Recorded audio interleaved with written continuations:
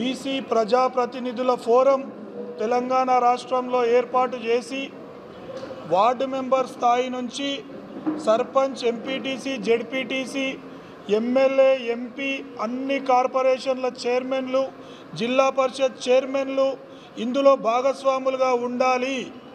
ఎందుకంటే బీసీ ఉద్యమాలు చాలా జరుగుతున్నాయి. చాలామంది బీసీ నాయకులు కూడా వారి శాయశక్తులా కృషి చేస్తున్నారు. ఈరోజు బీసీల హక్కుల డిమాండ్ల పైన కూడా చాలా కుల సంఘాలు పోరాడుతున్నాయి. వారందరికీ కూడా పేరు పేరున హృదయపూర్వకంగా ధన్యవాదాలు. మరి ఈరోజు బీసీలందరూ కూడా స్వాతంత్రం వచ్చిన నాటి నుంచి రాజ్యాధికారం దిశగా పయనించాలని చెప్పని కోరుతున్నారు. మరి ఈరోజు రాజ్యాధికారం దిశగా బీసీలను నడిపించాల్సిన బాధ్యత ప్రభుత్వాల పైన ఉన్నది. ఈరోజు మేమెంతో మా వాటా అంతా అనే నినాదంతో బీసీలందరూ బయటికి వెళ్ళారు. బీసీలకు రాజ్యాధికారం ఎవరు కల్పిస్తామంటే వారి వెంట వెళ్ళడానికి సిద్ధంగా ఉన్నారు. మరి అదే క్రమంలో ఈరోజు 2023 నవంబర్లో కామారెడ్డిలో ప్రస్తుతం అధికారంలో ఉన్న కాంగ్రెస్ పార్టీ ముఖ్యమంత్రి రేవంత్ రెడ్డి గారు వాళ్ళ కేంద్ర నాయకులను, రాష్ట్ర నాయకులను పక్కనున్న ముఖ్యమంత్రిని తెచ్చి ప్రకటన చేపించిండు. 42% బేషరతుగా బీసీలకు రిజర్వేషన్లు కల్పిస్తామని చెప్పని. మరి ఈరోజు బీసీ సమాజం మొత్తం ఎదురు చూసింది 18 నెలల నుంచి బీసీలకు మరి రిజర్వేషన్లు కల్పిస్తారా అని చెప్పని. మరి ఈరోజు నువ్వు ఏం చెప్పినావు? 42% రిజర్వేషన్లు ఇస్తా అన్నావు. మొన్న ఏం చేసినావు? అసెంబ్లీలో తీర్మానం చేసి రాష్ట్రపతికి పంపిస్తేవి కేంద్రానికి. మళ్ళీ నిన్న క్యాబినెట్ సమావేశం పెట్టి నేను ఆర్డినెన్స్ ద్వారా జీవో ఇస్తా అని చెప్పని. నీ హిమాచల్ ప్రదేశ్లో ఈ ఆర్డినెన్స్ నడవలే, నీ బీహార్లో ఈ ఆర్డినెన్స్ నడవలే. తమిళనాడు 1990లో 3 సార్లు ఆర్డినెన్స్ చేసి జీవో పాస్ చేస్తే కోర్టు కొట్టేసి మొట్టికాయలు వేసింది. మరి నీకు కూడా తెలుసు ఈ ఆర్డినెన్స్ ద్వారా జీవో ఇస్తే ఎవరో ఒకరు కోర్టుకు పోతారు. ఆ కోర్టుకు అయిన తర్వాత వెంటనే ఆపేస్తారు, మళ్ళీ పాత రిజర్వేషన్లు కొనసాగించమంటారు. మీ చిత్తశుద్ధి అది కాదు, కేంద్రాన్ని ఒప్పియాలి.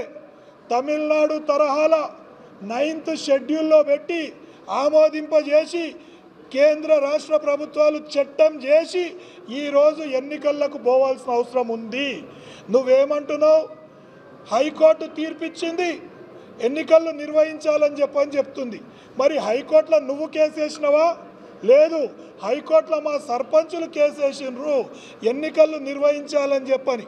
మరి నువ్వేం చేయాలా? బీసీల పైన చిత్తశుద్ధి ఉంటే హైకోర్టుకి నేను రిజర్వేషన్ల సిస్టమ్ ఇస్తున్నా, 3 నెలల 6 నెలల లోపల నువ్వు రిజర్వేషన్ల సిస్టమ్ ఫైనల్ చేసి హైకోర్టుతో సమయం కోరి ఎన్నికలు నిర్వహించాలి. ఈ దుందుడుకు చర్యలు వద్దు. ఎందుకంటే ఇన్ని రోజులు బీసీలు మోసపోయినరు, ఇక పైన బీసీలు మోసపోవడానికి సిద్ధంగా లేరు. కామారెడ్డి డిక్లరేషన్లో ఈరోజు 42% రిజర్వేషన్ల హామీ అట్లే ఉంది. కామారెడ్డి డిక్లరేషన్లో బీసీ సబ్ ప్లాన్ ఏర్పాటు చేస్తామని చెప్పని అన్నారు. మరి 18 నెలలు గడుస్తున్నా, ఎన్ని అసెంబ్లీ సెషన్స్ అయిపోయినా బీసీ సబ్ ప్లాన్ ఊసే లేదు ఎక్కడ కూడా ఈ రాష్ట్ర ప్రభుత్వంలో.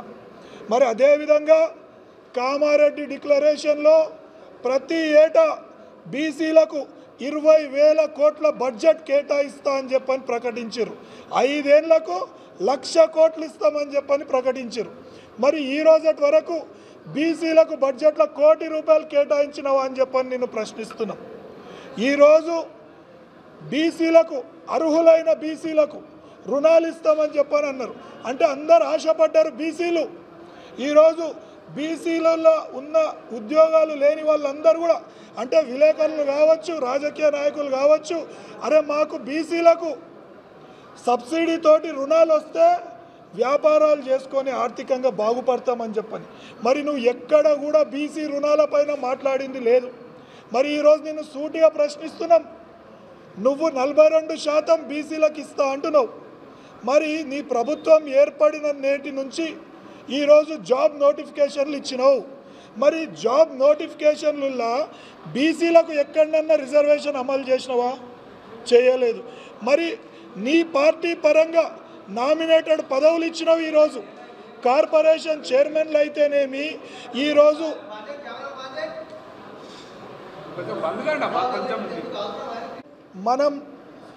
నువ్వు కార్పొరేషన్ చైర్మన్లు అనౌన్స్ చేసినావు నీ పార్టీ పరంగా.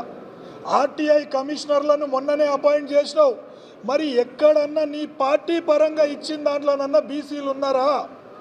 ఎక్కడ కూడా బీసీలకు తగిన రిజర్వేషన్ నువ్వు ఇయ్యలేదు అంటే నీ చిత్తశుద్ధి ఏందో ఇక్కడనే తెలుస్తుంది. యాదవ సోదరులకు ఇంతవరకు ఒక మంత్రి పదవి లేదు. ఈరోజు ముదిరాజ్ సోదరులు తెలంగాణ రాష్ట్రంలోనే ఎక్కువ ఉంటే మొన్న పాలమూరు బిడ్డకు ఒక మంత్రి పదవి ఇచ్చినావు. కానీ ఏం ఇంపార్టెన్స్ లేని శాఖలు ఇచ్చి పడేసి అంటే తూతూ మంత్రంగా బీసీ మంత్రి ఉండాలి, తిట్లు తినాలి అంటే ఇది నీ చిత్తశుద్ధి, బీసీల పైన ఉన్న చిత్తశుద్ధి. దయచేసి ఇక పైన మోసపోవద్దు బీసీలు. ఈరోజు పార్టీలకు అతీతంగా అందరూ బీసీ ప్రజాప్రతినిధులందరూ అంటే వార్డు మెంబర్ స్థాయి నుంచి ఎమ్మెల్యే ఎంపీ వరకు ఈ ఫోరంలో సభ్యులుగా ఉంటారు. దీని ముఖ్య ఉద్దేశం ఒక్కటే, బీసీలను కదిలించాలి అంటే గ్రామ స్థాయి నుంచి రాజధాని హైదరాబాద్ వరకు కదలాలి అంటే గ్రామ స్థాయిలో చర్చ పెట్టాలి. బీసీలకు ఏ విధంగా అన్యాయం అవుతుందని ఒక వార్డు మెంబరో, ఒక సర్పంచో, ఒక ఎంపీటీసీయో ఒక ఊర్లో చర్చ పెడితే ఆ ఊర్ల నుంచి బీసీల కదలిక మొదలవుతుంది. ఆ రోజు బీసీల చైతన్యవంతులు అయితే ఎవ్వరు కూడా ఆపలేరు. కాబట్టి ప్రతి ఒక్కరిని మేము ఒక్కటే కోరుతున్నాము, ఈరోజు పెద్ద ఎత్తున చరిత్రలో ఎప్పుడు కూడా కనీ విని ఎరుగని రీతిలో 10,000 మంది బీసీ ప్రజాప్రతినిధులతోటి 15వ తేదీన ఇందిరా పార్క్ దగ్గర 10,000 మంది ప్రతినిధులతోటి మహాధర్నా కార్యక్రమం ఏర్పాటు చేస్తున్నాం. ఈ మహాధర్నా కార్యక్రమంలో ఖమ్మం నుంచి నిజామాబాద్ వరకు, గద్వాల్ నుంచి ఆదిలాబాద్ వరకు ఉన్న ప్రజాప్రతినిధులందరూ కూడా విధిగా పాల్గొనాలి. మన సద్దిమూట మనమే కట్టుకోవాలి. ఎక్కడ పోలీసు వాళ్ళు ఆపినా, ఎక్కడ ఆంక్షలు పెట్టినా ఇది మన ఆత్మ గౌరవ పోరాటం. 42% అనేది 61% ఉన్న బీసీల హక్కు. ఇది ఎవరు బిచ్చం అడగట్లేదు. మన హక్కు మనకు కావాలని చెప్పని కోరుతున్నాం. కాబట్టి మహబూబ్ నగర్ జిల్లాలో ఉన్న అన్ని కుల సంఘాల నాయకులను కోరుతున్నాం, అన్ని రాజకీయ పార్టీలో ఉన్న బీసీ ప్రజాప్రతినిధులను చేతులెత్తి వేడుకుంటున్నాం. 15వ తారీఖు నాడు ఇందిరా పార్క్ దగ్గరకు వచ్చి ఈ మహాధర్నా కార్యక్రమాన్ని విజయవంతం చేయాల్సిందిగా కోరుతున్నాం. జై బీసీ.